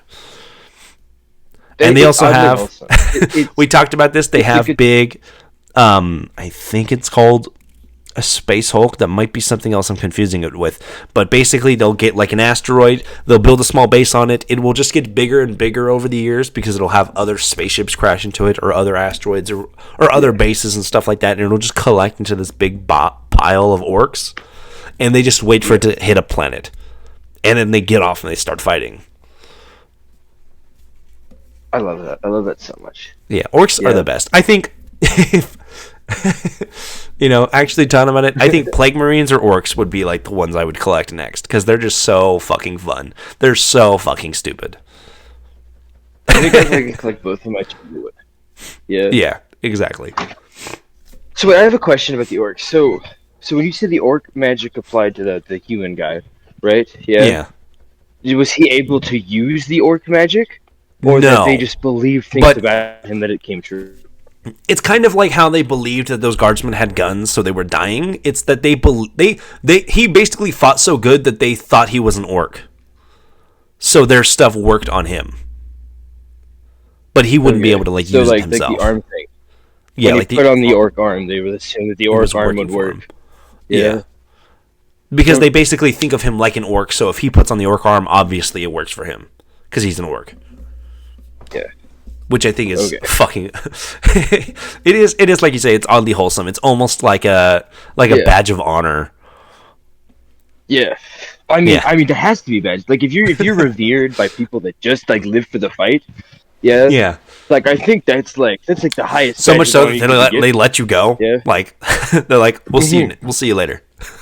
Like, They'd enjoyed it so much that they let you go again to rest up and you know what I mean? They enjoyed it so much that they waged eternal war on your killers. Even though your killers are literally Satan. They don't care. Your killers are literally eternal. Yeah. Do the orcs fight demons very often? If they're in the way, they'll fight anything because they don't care. Like Tyranids say, like Tyranids don't like fighting Necrons and stuff because they're not alive. Orcs don't care about any of that. They just care about the fight. So as long as it's something they can fight, they will do it. So Tyranids are like the ultimate form of nature, like the orcs like the ultimate form of war. So that's why this is something that a few parts of humanity have done, where they'll have a really bad orc problem, they'll have a really bad Tyranid problem, and they will just point them at each other. Yeah, because Tyranids will just go forever until they eat all the orcs, and the orcs will just keep going until they beat all the Tyranids. So they just kind of get deadlocked, and whoever comes out of that fight is fucking powerful, because you either have a really, really big orc or a really, really big Tyranid. So, are the orcs corruptible then by chaos? I don't Or think are so. they I don't so think they're brain dead and stupid? I was going to say, I think they're so stupid. They like do not understand because it's not even like a rage-induced thing. It's just like the enjoyment for war. Or are they? They can be.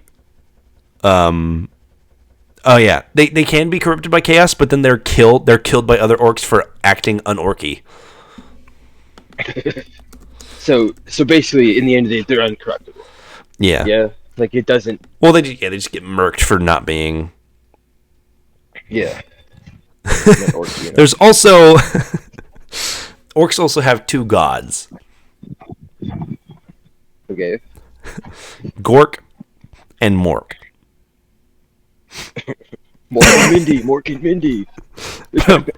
Pretty much. There's a quote about them. I can't find it, but yeah, they're fucking orcs are awesome all the way through and through. They are just the best. I think for me, my personal take is the orcs kind of wholesome. Yeah. Like if you told me to pick the most wholesome faction in all of 40k, I'd be like the orcs. The orcs are wholesome because they're not doing anything out of vengeance or having like weird cultish they just religion. fight for They're just there for a good time. Yeah. Yeah. They're just here to kick ass and chew bubblegum, you know? And if you kill enough of them and hold them back enough, they're just like, you must be one of us. Yeah. Yeah. Like they're not even angry about the fact that you could mow down thousands of them. They're like, fuck yeah. There's another one. I don't think it was Yark. I think it might have been a space marine who was like killing so many orcs that they thought he was bulletproof. And, like, they thought he was immortal. So like whenever an orc bullet would hit him, it would just bounce off because they thought that their bullets weren't strong enough for him. Out of their guns that don't work anyways, but they just happen to work, you know. Yeah. They're fucking awesome. There's some like there's a photo we have here where they'll get small orcs and they'll strap a rocket to their back like Buzz Lightyear and just send them off. They are just they're kind of like they're kind of like the little kids playing thing of like this stick is a gun now. Oh no! Now it's a minigun. Now it's a rocket minigun. Like you keep like slapping shit together, and it works. It just works. They are Todd Howard incarnate. It just works. Yeah, it just works. Okay, and out from orcs we have Necrons, the guys who have canonically killed gods. They are eternal robots that are waking up from big sleep in the 41st millennium, and they robots. They kind of just want to take shit over because they used to. Necrons are kind of like the Reapers in Mass Effect, where like they dominated the galaxy millions of years ago, but then they went into hibernation, and then now they're waking back up to like try and dominate it again. Weren't they something before the Necrons? They were like these short-lived creatures that made a deal with a deity that gave them their kind of robotic bodies that allow them to live forever now. So, but they're also, who do you think? They're also super smart and everything, and like for Necrons, their perception of time is super slow. Obviously, because they're all robots. So like, they can slow down like a single second into like 24 hours essentially, and just ride it out. So who do you personally think, like as of right now in the canon, who do you personally think is the most powerful faction, even if it's by like a fraction? Yeah. You know? See, that's the... Like, there's definitely factions that I think are much weaker. Like, if they focus, they could definitely get done away with. But, like, the biggest thing about 40k is that, like, you can't have a most powerful faction. I mean, it's humans. It's humans, for sure, because they're the ones who win the most fights. They have to. They're the closest thing to a protagonist. But, like, the biggest thing about Warhammer 40k is you kind of have to have that status quo. That's why, like, demons for the longest time were kind of boring, because you have Horus. He split the Imperium in half, and he got a lot of Primarchs killed. He got the Emperor of Mankind killed, and then nothing happens for 10,000 years. Demons don't do a single important thing until they split the galaxy in half again. They just did the same thing again. Yeah. And nothing else really changes. So it's, like, hard to say, like, most powerful, because of the nature of it being a board game and everything has to kind of be on an even playing field. So I'm not talking. When I text these questions, I'm kind of removing the board game. Yeah. Yeah. Well, like, yeah, it would be down to chaos and humanity. A lot of the different Xenos ones, they're just small. Like, they can definitely hold their own and stuff, but, like, maybe Tyranids. Tyranids are definitely up there. I think Tyranids, Orcs, humanity, and chaos are going to be your 4 toughest fights, no matter where you are. Because Tyranids just don't stop. So what about... As long as you're bio. Orcs just don't stop as long as they're having fun. Chaos doesn't stop until everything is theirs, and humanity is, they just don't. They're just big. So what about like feats wise? Yeah. Like who has the best feats of strength? Yeah, Probably. Yeah. It would end up going to humanity just because they have the most that they've done. They've kind of dominated half the galaxy for a very long time. Chaos has obviously done some big things. They've split the galaxy in half twice, and that's most of what they've done. They've just split it. They've just continuously tried to shake up the board. Tyranids might even get even stronger, because like I said, like the worst of the Tyranids has yet to come. So when those finally make their way into like the Milky Way, they will definitely be up there as a contender. Question about the Necrons. So are the Necrons back in full force then? They are slowly waking up. All of them woken up, or what they do is they have these become two more worlds. Of like a formidable opponent? They may do. But like basically what they're having to do now is there was supposed to be an alarm basically to set them all off at the same time. But between the Horus Heresy and like the galaxy splitting in half, that kind of got fucked up. So now you have like their king essentially, who has to go from planet to planet to planet to planet to manually wake up all of their armies. Yeah. But do you think when all the armies get woken up, do you think they'll rise up more in the ranks of formidable opponents? They may be. The Necrons have not. They've kind of been like on the back end for a long time. They kind of got a little bit of juice in 9th edition, and then they've kind of fallen off again. I think a lot of people just don't like them as much as a faction, so they kind of get left behind, They also have Trazyn. I don't know who that is. But... Trazyn is a specific Necron that is just a kleptomaniac. He's just a collector. I do know who that guy is. He's like the collector guy. I do know who that guy is. Yeah. Like, he just That's has... the only Necron that I know. He has one of everything in the galaxy, you know? He just has it. You're like, what about the Dead Sea Scrolls? He has them. What about, like, this artwork by Genghis Khan? He has it. You know? What about a Space Marine? He has a clone. He may even have a Space Marine in his collection somewhere. You know? So he steals shit. What I think I like about 40k, and this is me looking at it in my own little perspective. Yeah. Right? Is that I like, so far, a lot of the factions that you have, like when you're like the larger ones, Yeah. are kind of have their own like unique like thing. Yeah. Yeah, everyone has their own Right? flavor Like- of whatever kind of going Like on. like the Tyranids are just nature incarnate, and the Orcs are just like, you know, war, Yeah. Just Yeah. big fight. right? Yeah. Big fight, right? And I like that they're all kind of different. I like that. I really like though that when I look at it, that I think the Imperium is like down there with like the worst, I think, in the lore. Yeah. Right. Well, I mean, because like the Tyranids are like mindless beings, basically, right? That just Yeah, they're very consume. much The Orcs are choosing just, to like, be fighting, like- assholes. yeah, like they're choosing to do this shit, right? Yeah, you know.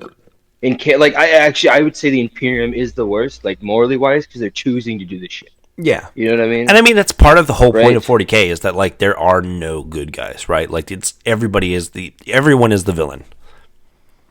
I know. I get that. Obviously, I enjoy, humanity like, is we can call it portrayed that, as, like, the protagonists and kind of the heroes because obviously they are. Like, like, obviously in all the games yeah. and stuff, humanity is protagonist, heroes, all that kind of jazz.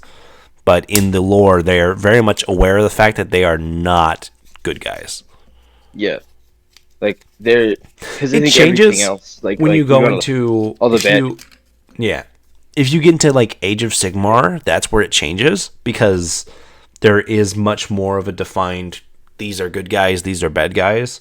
But for Warhammer 40k, Like, I'm not saying- there is no good. I'm not saying like all of like the Imperium, like everybody in there is bad. I'm just saying like as Well, a no, faction. obviously, but yeah, I think I overall, look at all the other factions, or all like you want to call them the evil factions. Like we talk about the Orcs and the Tyranids, are really driven by one thing, and it's not a malice thing, right? Yeah. And the Chaos. I mean, they Factions, still like, want to kill fucking people. chaos. Like they still like Yeah. the Orcs. They still want to just murder people, right? But it's not. they're out not of, like, so and I think, contrived and but like it's not out of, like, hypocritical. yeah. Like they're just there to kill people. Same thing with the Tyranids, right? They're just there Yeah. to kill, and just to kill. Where like the Imperium is like, you know what I mean? Yeah, they they Like, choose it's- to let when- Grey Knights murder people.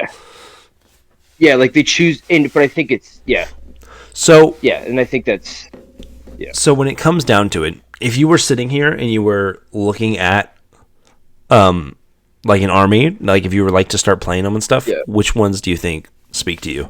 Because last time you were very big on Grey Knights and like the Custodes. I think the Grey Knights, like, I think my 4 personally, like I think I have 4. Yeah. Like, I don't think I have a number. I think the Grey Knights, the Custodes, and I think the Orcs and the Plague Fuckers. Yeah. Oh, yeah. Actually, you know what?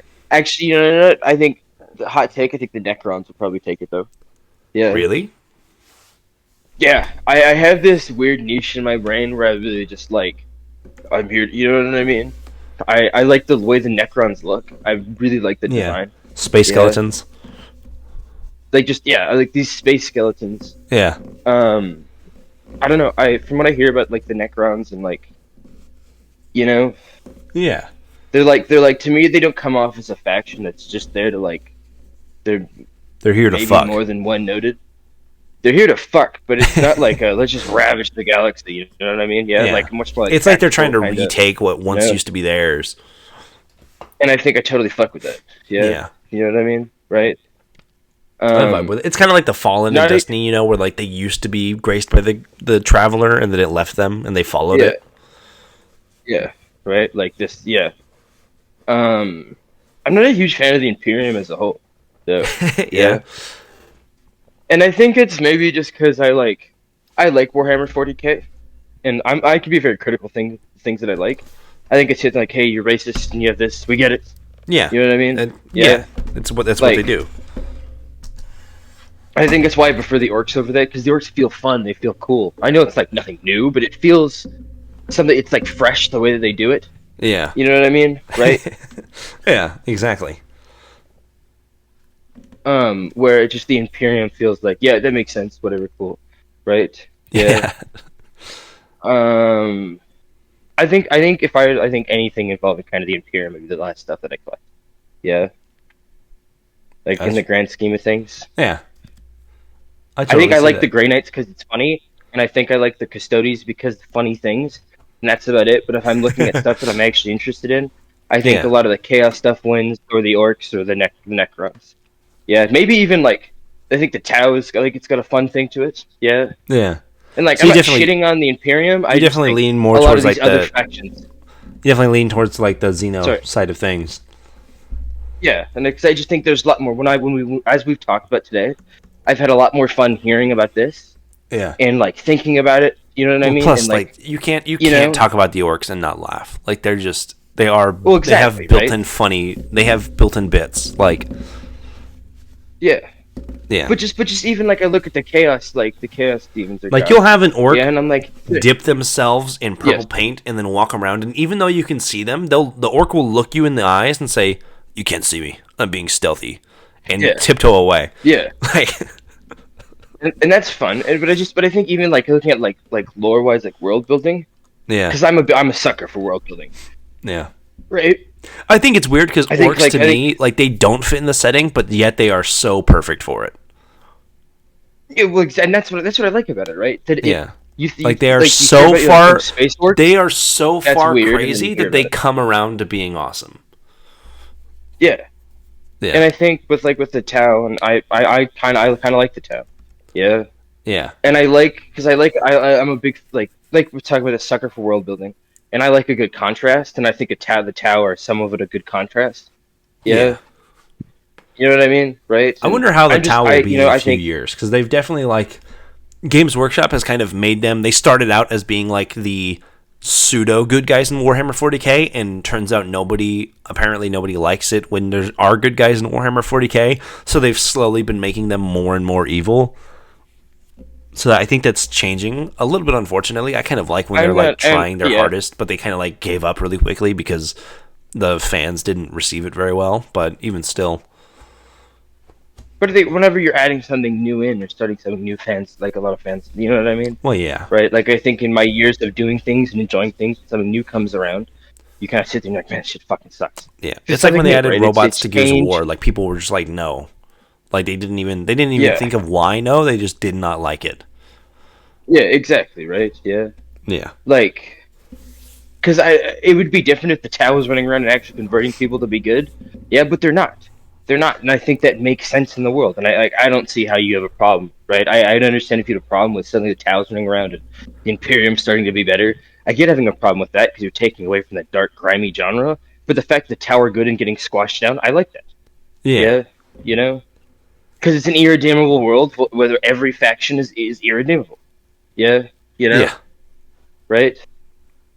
exactly. I just, yeah, I much They're like prefer Batman, more like but in the other games. way. Yeah, yeah. So can I ask my questions now? Yeah, go for it.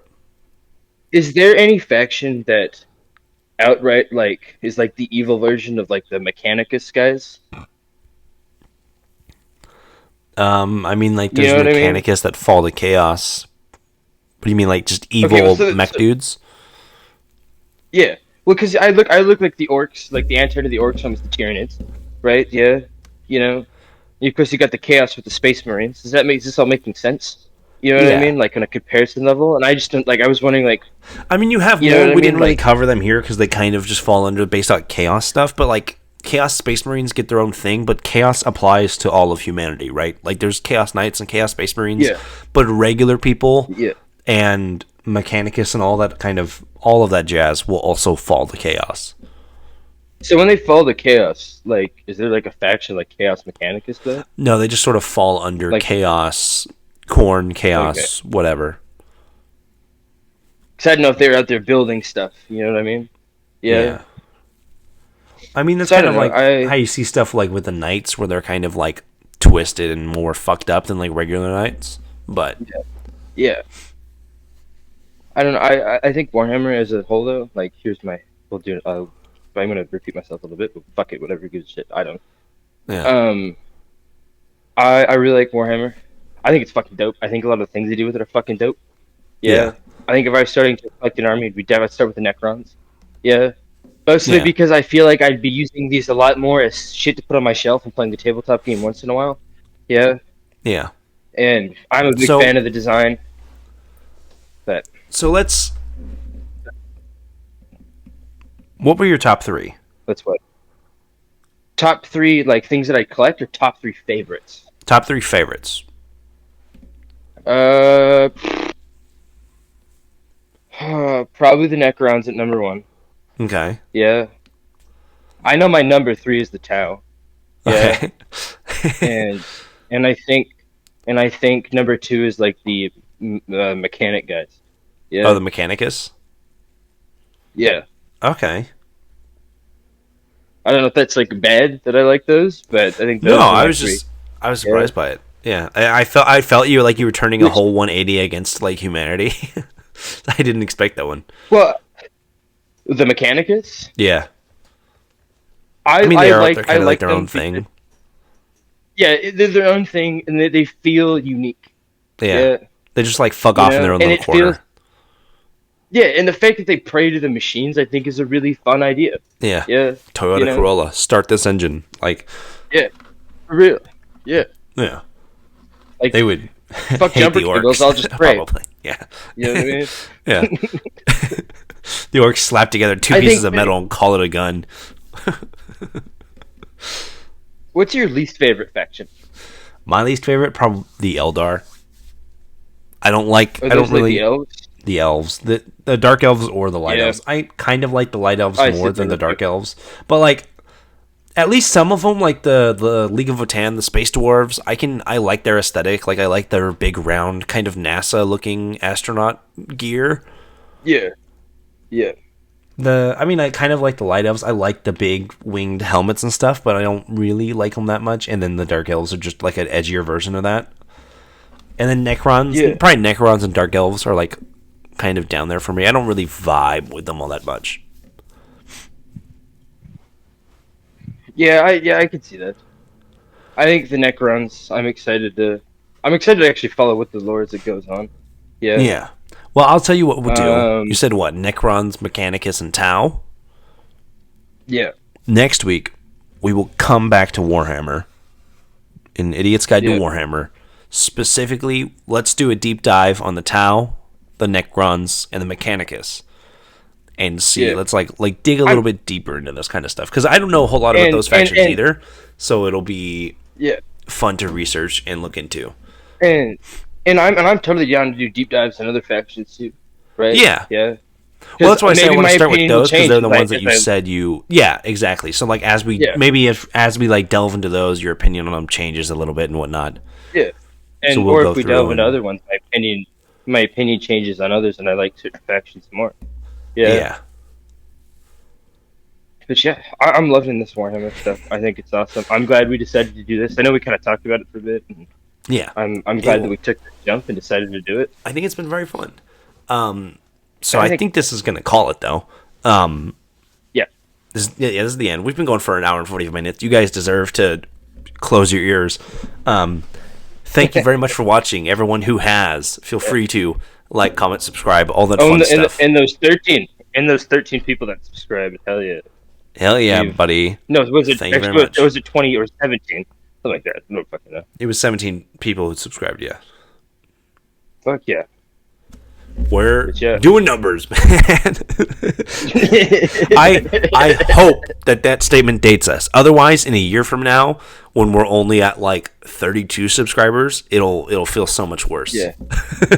But yeah, I can't wait to come back to it. Next time we'll have Necrons, Mechanicus, and Tau, and we will, we'll get into it. Thank you guys very much for watching, and hell yeah, go fuck yourselves. Thank you so much for watching. And go fuck you.